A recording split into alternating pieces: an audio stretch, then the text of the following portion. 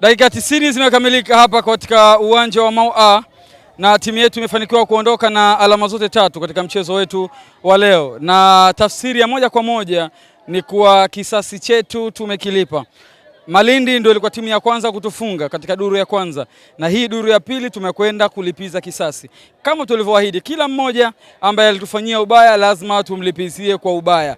Na pembeni yangu hapa naye mchezaji mwenye umri mdogo kabisa kwenye kikosi chetu, Amor Paki, ambaye amekuwa na performance bora sana leo. Amor, mambo vipi? Mambo fresh. Bwana, kwanza hongera kwa mchezo, lakini niambie ulikuwa ni mchezo wa namna gani kwa upande wenu?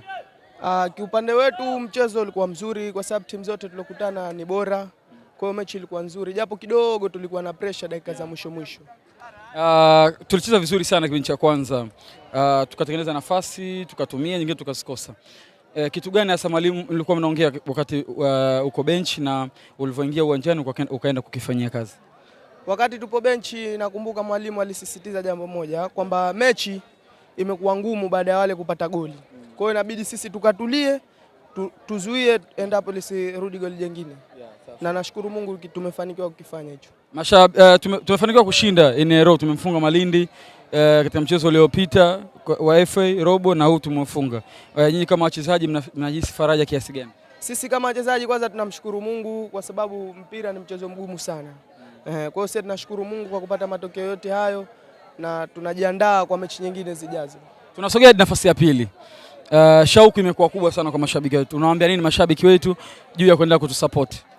Kutokana na kwa pointi tulizokuwa tumeachwa na sasa hivi kwa nafasi tulokuwepo. Kwa hiyo tunatupa faraja sana na inatupa hamasa ya kuendelea kupambana zaidi. Pia tunaomba mashabiki wetu wasichoke, waje kama hivi walivyokuja leo, na tunawaahidi Marai KVZ bingwa 2025-26. Asante sana. Amor Paki anasema kwamba KVZ tutakuwa mabingwa msimu huu wa 24-25 PBZ Premier League. Na mimi nina furaha mpwite, nina furaha mimi binafsi na kwa mashabiki wetu ambao wamejitokeza sana kwa wingi kiwanjani kutupa sapoti. Tunaendelea kuwapa faraja. Wao wanakuja kutupa support, sisi tunawarejeshea faraja ya furaha. Tumefanikiwa kumfunga Malindi, tumelipa kisasi chetu. Mchezo ujao tutakuwa dhidi ya New City hapa katika viwanja vya Mau, na ambacho nataka niwaambie mashabiki wazidi kujitokeza kwa wingi. Wao ndio ambao wanatupa faraja au wanatupa shauku ya kufanya vizuri na hadi kutimiza malengo yetu ya msimu huu ya kuwa mabingwa wa PBZ Premier League.